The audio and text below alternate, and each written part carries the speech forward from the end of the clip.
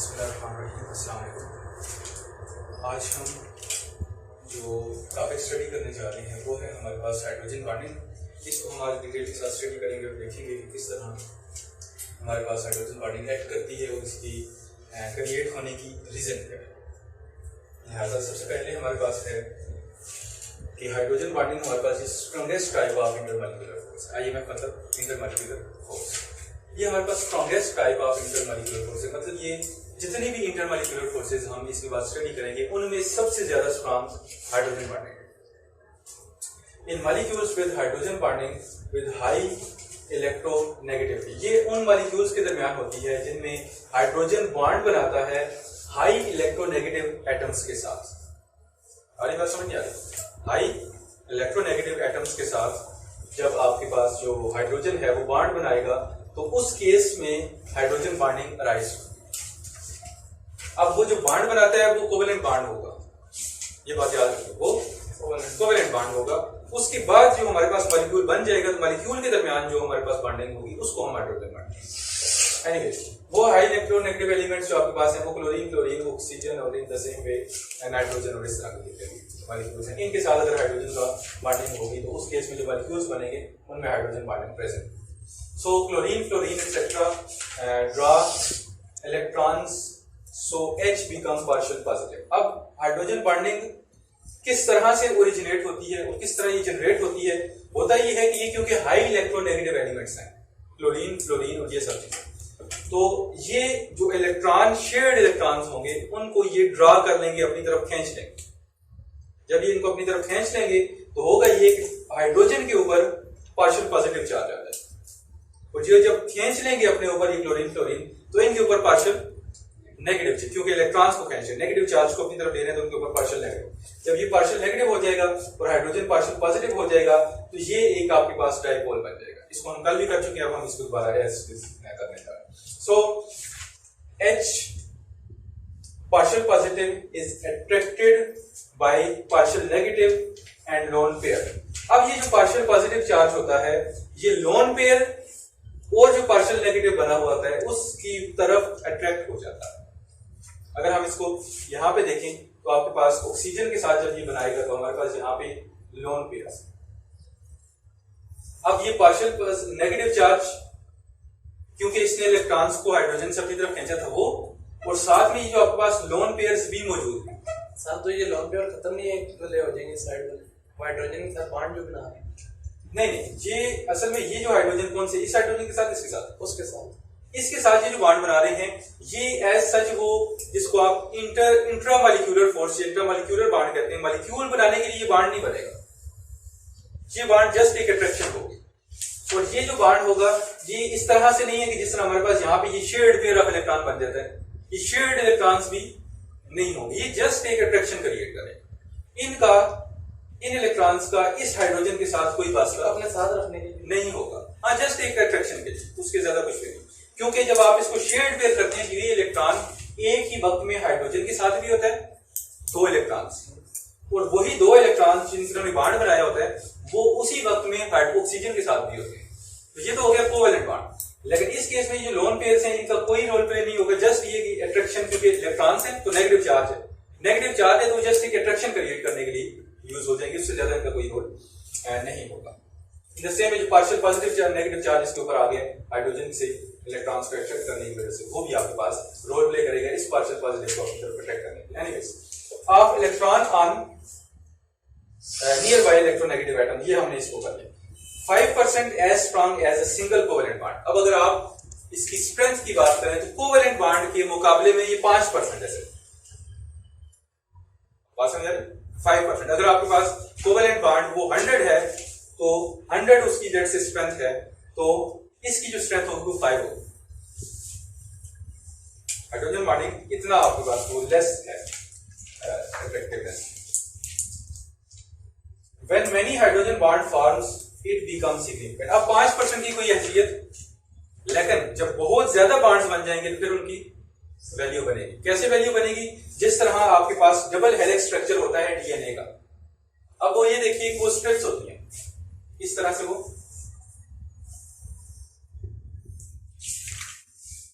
ये सीढ़ी की तरह ये, और ये जो दरमियान में है ये सारा जो है वो डबल बॉन्ड होता है।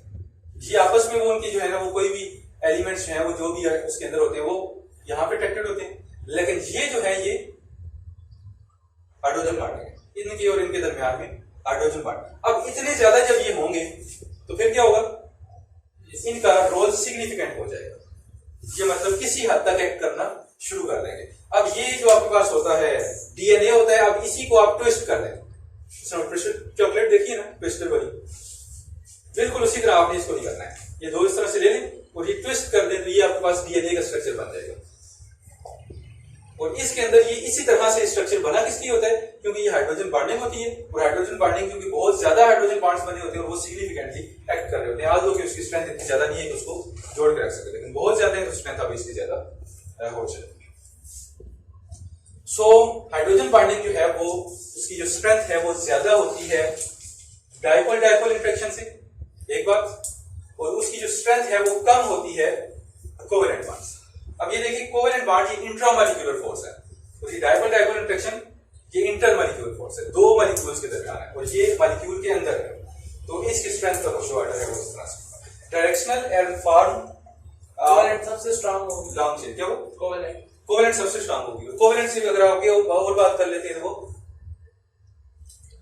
आयनिक,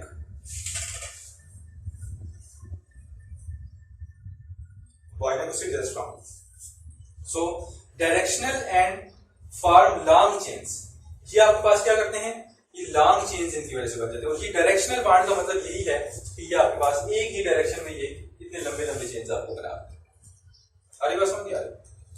तो ये आपके पास आता है पूरा हाइड्रोजन बॉन्डिंग का, उसके साथ उसकी कुछ प्रॉपर्टीज। अब हमारे पास वाटर के अंदर जिस तरह से होगी वही बात कि आपके पास ऑक्सीजन है, हाइड्रोजन के ऊपर पार्शियल पॉजिटिव, इसने इलेक्ट्रॉन्स को ले लिया, इसके ऊपर अट्रैक्ट कर दिए सॉरी, तो माइनस पार्शियल नेगेटिव, तो ये दूसरे हाइड्रोजन जो आपके पास होगा ये इसके साथ हाइड्रोजन बॉन्ड, ये जो डॉटेड लाइन है ये आपके पास hydrogen bond. The same HF की बात अगर आप कर लें तो ये इस तरह से एक लॉन्ग चेन बना देगा, और ये आपके पास जो डॉटेड है ये आपके पास हाइड्रोजन बॉन्ड है, तो ये आपके पास जो बनता है ये कोवेलेंट बॉन्ड बनता है।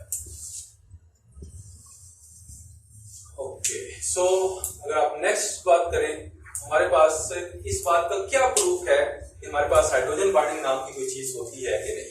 अब ये जो आपके पास ये थोड़ा सा टॉपिक है, ये आपको एक चीज और देगा कि आप साइंस के अंदर रिसर्च कैसे करते हैं, कोई नई चीज को डिस्कवर कैसे करते हैं।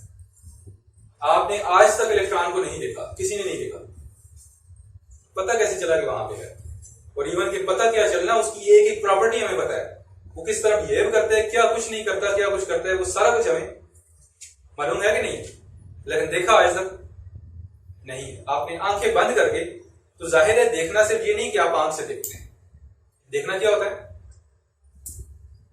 एक दोस्त है आपका और वो आपसे नाराज है, सही होगी बात, आप उसे कॉल करते हैं, कॉल अटेंड करने के बाद आप कॉल रख देते हैं, आपको पता लग जाता है नाराज है, आपने उसको देखा, बात सुनिए, सही होगी बात करिए। आप उसके पास गए हैं कि वो आपसे नाराज है, आपने उससे बात भी नहीं की, आपने उसके चेहरा देखा और पता लग गया, ऐसे ही कि नहीं। वो जो एक नाराजगी की एक प्रॉपर्टी थी वो आप कितने अंदाजों से, कितने हवालों से उसको हम पहचान सकते हैं कि नहीं। इसी तरह से देखना ज्यादा मानी नहीं रखता, या आप किसी चीज को देखेंगे ही तो, अब बॉन्डिंग क्या है, ये फोर्स है, तो फोर्स को तो देखा आपने, लेकिन उसकी सारी की सारी प्रॉपर्टीज ऊपर से लेकर नीचे तक हमने स्टडी कर ली, तो ये कैसे होगा। साइंटिस्ट ने कुछ चीज स्टडी की और उन्होंने ये देखा कि जो बॉइलिंग पॉइंट है हाइड्राइड्स के, ठीक है। अब हाइड्राइड्स की एग्जांपल आपने कल मुझे लिख के लाके देंगे, कौन कौन से हाइड्राइड्स होते हैं, 5 से 6 एग्जांपल आपने हाइड्राइड्स के लिख के लाए।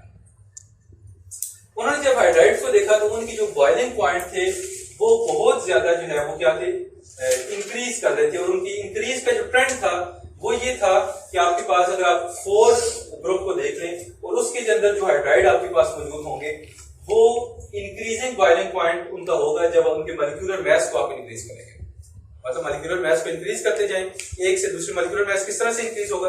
लेट्स से कि आपके पास ग्रुप 4 है तो आप ऊपर से नीचे तक जाएंगे, ग्रुप 4 के अंदर जितने भी एलिमेंट आप उनको देख लें उसके साथ आप हाइड्रोजन को मिला लें तो वो हाइड्रोजन के हाइड्राइड बनते जाएंगे। आगे बात समझ नहीं आ रही। अब जो मॉलिक्यूलर मास इंक्रीज हो रहे हैं उनकी जो क्या चीजें हैं? बॉइलिंग पॉइंट है वो इंक्रीज हो रहा है। सही हो गया। अब इनके अंदर किसी किस्म की, जब ये आप इनकी बात करें तो इनके अंदर किसी किस्म की पोलैरिटी क्रिएट नहीं होती, क्योंकि पोलैरिटी को क्रिएट होने के लिए जरूरी है कि इन दोनों के दरमियान जो इलेक्ट्रोनेगेटिविटी डिफरेंस हो वो बहुत ज्यादा हो, तभी तो एक खींच सकेगा ना इलेक्ट्रॉन्स को। तो इनके जो बाकी मॉलिक्यूल्स हैं, बाकी एटम्स हैं, उसके और हाइड्रोजन के दरमियान कोई पोलैरिटी क्रिएट नहीं होती।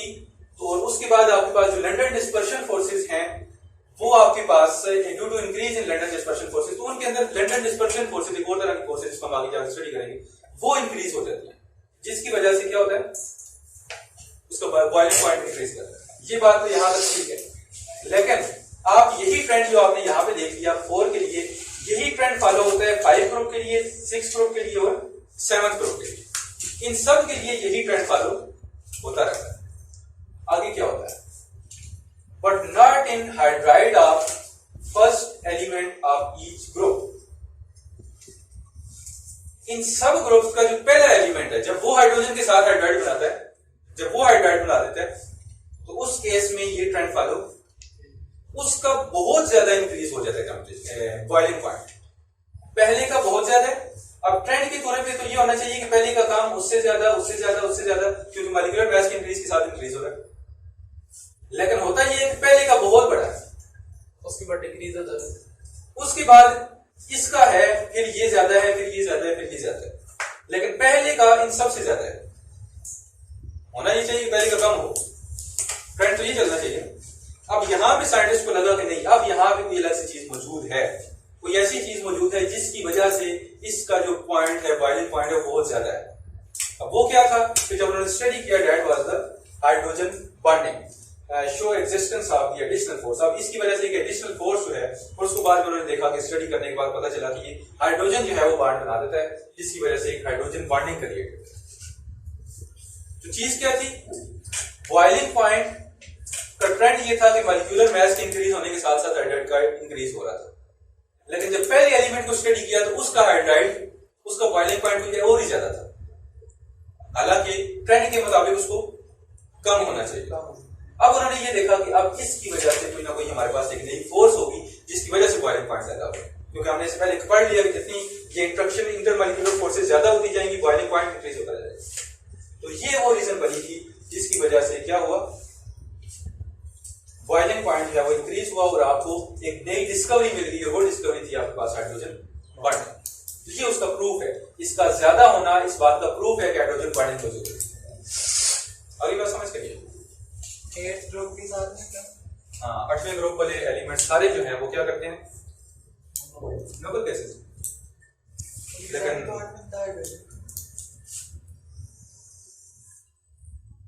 हीलियम, नियॉन, आर्गन, क्रिप्टॉन नहीं, ये 7 वाला है, ये जो है 7। तो जाहिर है वो जो 8th मॉलिक्यूल हाइड्रोजन की मॉलिक्यूल, वो 8th ग्रुप है, वो तो बॉन्डिंग बनाता ही नहीं, उसके पूरे होते हैं, वो तो होते ही पूरे। क्या ख्याल है, भूख ना लगी तो किसने खाना खाना, उनका पेट भरा हुआ होता है, उसका हीलियम का डुप्लेट भी कंप्लीट होता है और बाकियों का ऑक्टेट भी कंप्लीट होता है। सम कुछ एक्स्ट्रा ऑर्डिनरी कंडीशंस होती हैं जिनके अंदर वो जाकर कुछ बॉन्ड्स बना देते हैं, लेकिन अदरवाइज जो है ना वही नॉर्मल कंडीशन के अंदर नहीं बनाते। जिस तरह अगर कोई एक्स्ट्रा ऑर्डिनरी अब गली में भी चले गए तो भरा हुआ पेट फिर भी कुछ ना कुछ तो खाना ही ना, तो वही होता है इनके साथ आपके जो क्लोरीन बल्कि ये जो ग्रुप 8 एलिमेंट है, कुछ एक्स्ट्रा ऑर्डिनरी कंडीशंस हैं, वो फिर कहते हैं नहीं चलो थोड़ा सा ले लेते हैं, आज 8 पूरे हैं लेकिन कुछ कर भी देते हैं।